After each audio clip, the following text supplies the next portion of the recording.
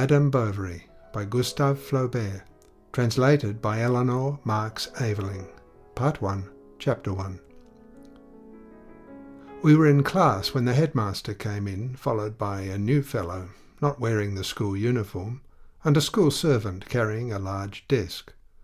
Those who had been asleep woke up, and everyone rose as if just surprised at his work. The headmaster made a sign to us to sit down.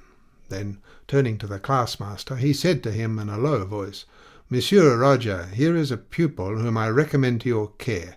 He'll be in the second. If his work and conduct are satisfactory, he will go into one of the upper classes, as becomes his age."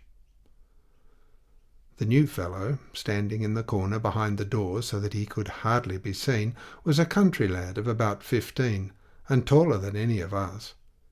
His hair was cut square on his forehead like a village chorister's. He looked reliable, but very ill at ease.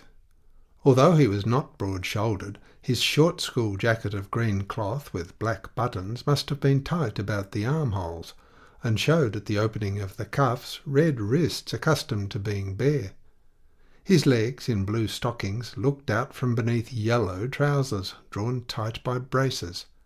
He wore stout, ill-cleaned, hobnailed boots. We began repeating the lesson. He listened with all his ears, as attentive as if at a sermon, not daring even to cross his legs or lean on his elbow. And when at 2 o'clock the bell rang, the master was obliged to tell him to fall into line with the rest of us. When we came back to work, we were in the habit of throwing our caps on the ground so as to have our hands more free.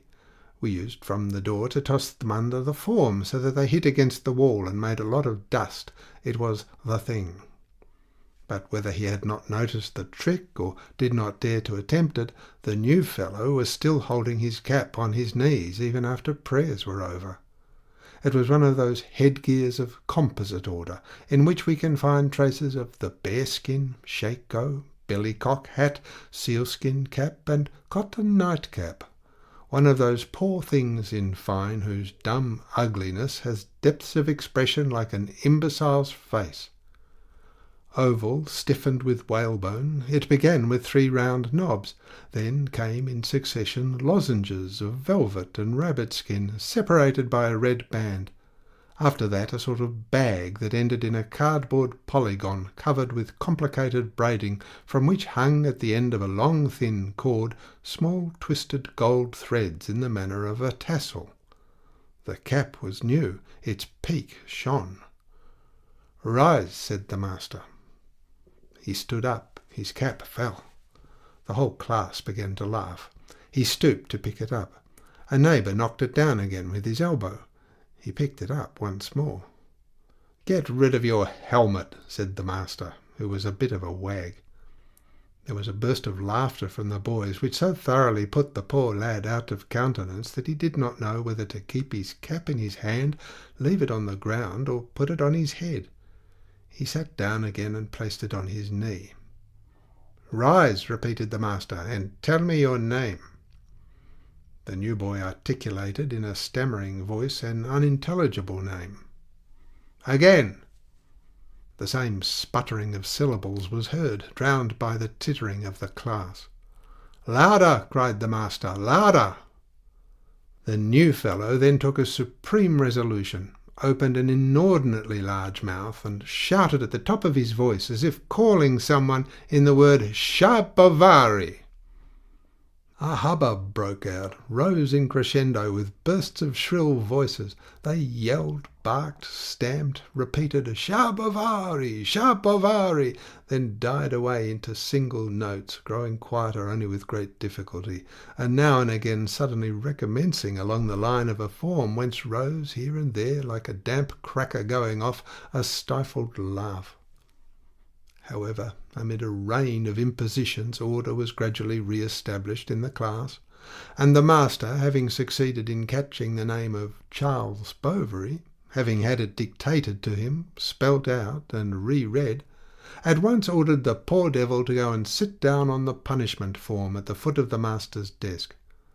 He got up, but before going hesitated. "What are you looking for?" asked the master. "My cap. timidly said the new fellow, casting troubled looks round him.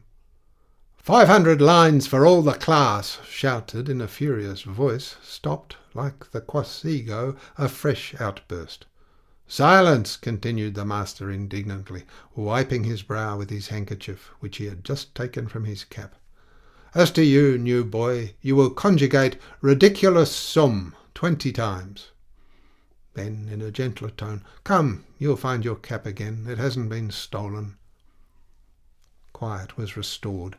Heads bent over desks, and the new fellow remained for 2 hours in an exemplary attitude, although from time to time some paper pellet flipped from the tip of a pen came bang in his face.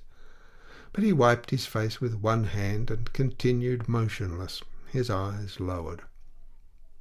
In the evening, at preparation, he pulled out his pens from his desk, arranged his small belongings, and carefully ruled his paper.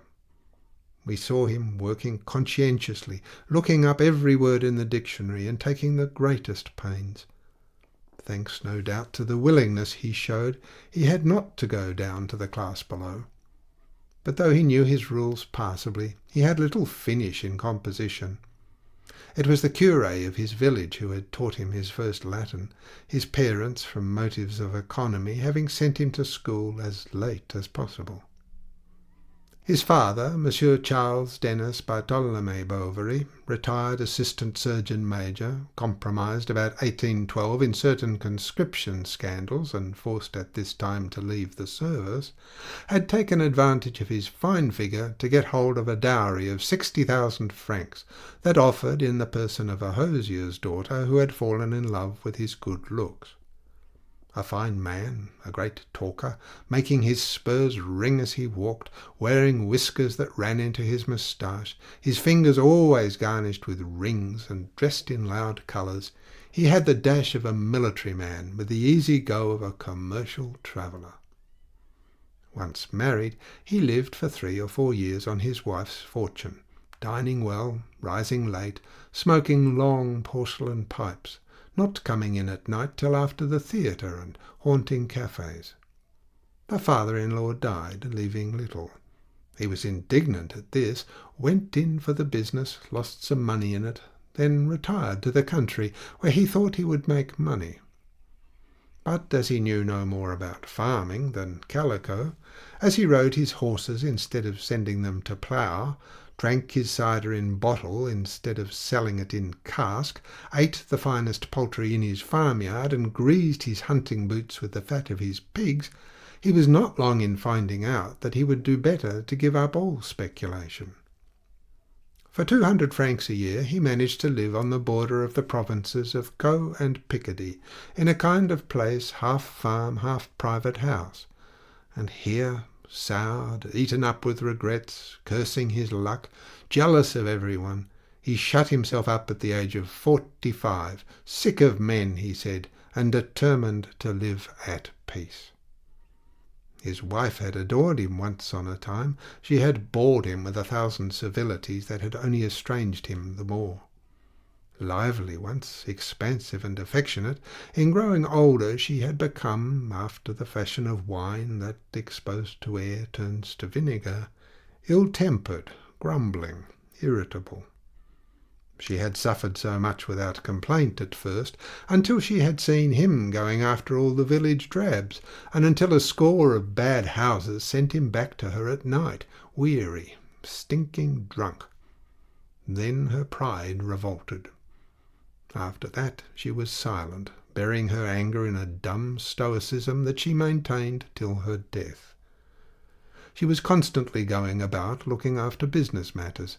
She called on the lawyers, the president, remembered when bills fell due, got them renewed, and at home ironed, sewed, washed, looked after the workmen, paid the accounts, while he, troubling himself about nothing, eternally besotted in sleepy sulkiness, whence he only roused himself to say disagreeable things to her, sat smoking by the fire and spitting into the cinders. When she had a child, it had to be sent out to nurse.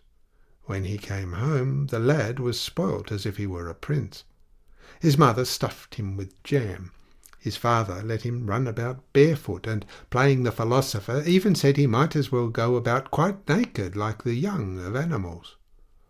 As opposed to the maternal ideas, he had a certain virile idea of childhood on which he sought to mould his son, wishing him to be brought up hardily like a Spartan to give him a strong constitution. He sent him to bed without any fire, taught him to drink off large draughts of rum and to jeer at religious processions. But, peaceable by nature, the lad answered only poorly to his notions. His mother always kept him near her. She cut out cardboard for him, told him tales, entertained him with endless monologues full of melancholy gaiety and charming nonsense. In her life's isolation she centred on the child's head all her shattered, broken little vanities. She dreamt of high station. She already saw him, tall, handsome, clever, settled as an engineer or in the law. She taught him to read, and even on an old piano she had taught him 2 or 3 little songs. But to all this, Monsieur Bovary, caring little for letters, said it was not worth while. Would they ever have the means to send him to a public school, to buy him a practice, or start him in business? Besides, with cheek a man always gets on in the world. Madame Bovary bit her lips, and the child knocked about the village. He went after the labourers, drove away with clods of earth the ravens that were flying about. He ate blackberries along the hedges, minded the geese with a long switch, went haymaking during harvest, ran about in the woods, played hopscotch under the church porch on rainy days, and at great fetes begged the beadle to let him toll the bells, that he might hang all his weight on the long rope and feel himself borne upwards by it in its swing. Meanwhile he grew like an oak. He was strong on hand, fresh of colour. When he was 12 years old, his mother had her own way. He began lessons. The curé took him in hand, but the lessons were so short and irregular that they could not be of much use. They were given at spare moments in the sacristy, standing up hurriedly between a baptism and a burial, or else the curé, if he had not to go out, sent for his pupil after the Angelus. They went up to his room and settled down. The flies and moths fluttered round the candle. It was close. The child fell asleep, and the good man, beginning to doze with his hands on his stomach, was soon snoring with his mouth wide open. On other occasions, when Monsieur le Curé, on his way back after administering the viaticum to some sick person in the neighbourhood, caught sight of Charles playing about the fields, he called him, lectured him for a quarter of an hour, and took advantage of the occasion to make him conjugate his verb at the foot of a tree. The rain interrupted them, or an acquaintance passed. All the same, he was always pleased with him, and even said the young man had a very good memory. Charles could not go on like this. Madame Bovary took strong steps. Ashamed, or rather tired out, Monsieur Bovary gave in without a struggle, and they waited 1 year longer so that the lad should take his first communion. 6 months more passed, and the year after Charles was finally sent to school at Rouen, where his father took him toward the end of October, at the time of the Saint-Romain fair. It would now be impossible for any of us to remember anything about him. He was a youth of even temperament, who played in playtime, worked in school hours, was attentive in class, slept well in the dormitory, and ate well in the refectory. He had in loco parentis a wholesale ironmonger in the Rue Ganterie, who took him out once a month on Sundays after his shop was shut, sent him for a walk on the quay to look at the boats, and then brought him back to college at 7 o'clock before supper. Every Thursday evening he wrote a long letter to his mother with red ink and 3 wafers.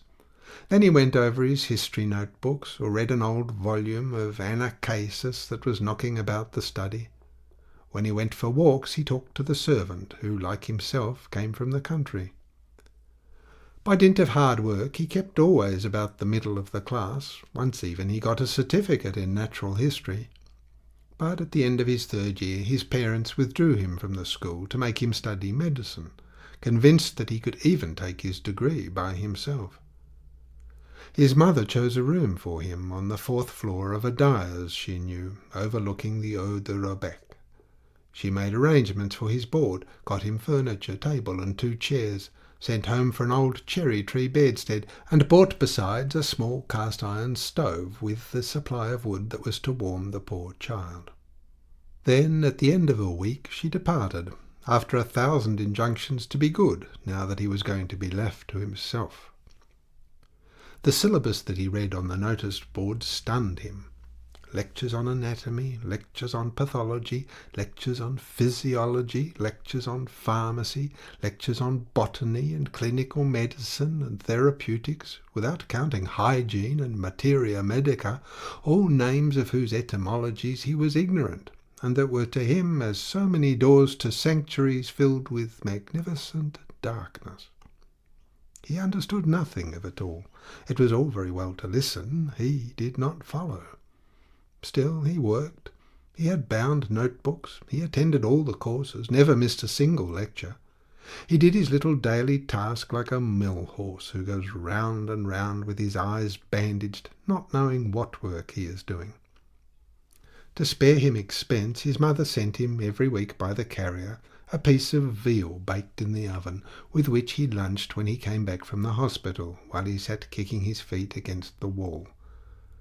After this he had to run off to lectures, to the operation room, to the hospital, and return to his home at the other end of the town. In the evening, after the poor dinner of his landlord, he went back to his room and set to work again in his wet clothes, which smoked as he sat in front of the hot stove. On the fine summer evenings, at the time when the closed streets are empty, when the servants are playing shuttlecock at the doors, he opened his window and leaned out. The river that makes of this quarter of Rouen a wretched little Venice flowed beneath him, between the bridges and the railings, yellow, violet, or blue. Working men, kneeling on the banks, washed their bare arms in the water. On poles projecting from the attics, skeins of cotton were drying in the air. Opposite, beyond the roots, spread the pure heaven with the red sun setting. How pleasant it must be at home! How fresh under the beech tree! And he expanded his nostrils to breathe in the sweet odours of the country, which did not reach him. He grew thin, his figure became taller, his face took a saddened look that made it nearly interesting. Naturally, through indifference, he abandoned all the resolutions he had made. Once he missed a lecture, the next day all the lectures, and, enjoying his idleness little by little, he gave up work altogether. He got into the habit of going to the public house, and had a passion for dominoes. To shut himself up every evening in the dirty public room, to push about on marble tables the small sheep bones with black dots, seemed to him a fine proof of his freedom, which raised him in his own esteem. It was beginning to see life, the sweetness of stolen pleasures, and when he entered he put his hand on the door-handle with a joy almost sensual. Then many things hidden within him came out. He learnt couplets by heart and sang them to his boon companions, became enthusiastic about Béranger, learnt how to make punch, and finally how to make love. Thanks to these preparatory labours, he failed completely in his examination for an ordinary degree. He was expected home the same night to celebrate his success. He started on foot, stopped at the beginning of the village, sent for his mother, and told her all. She excused him, threw the blame of his failure on the injustice of the examiners, encouraged him a little, and took upon herself to set matters straight. It was only 5 years later that Monsieur Bovary knew the truth. It was old then, and he accepted it. Moreover, he could not believe that a man born of him could be a fool. So Charles set to work again and crammed for his examination, ceaselessly learning all the old questions by heart. He passed pretty well. What a happy day for his mother! They gave a grand dinner. Where should he go to practice? To Tosta, where there was only one old doctor. For a long time Madame Bovary had been on the lookout for his death, and the old fellow had barely been packed off when Charles was installed opposite his place as his successor.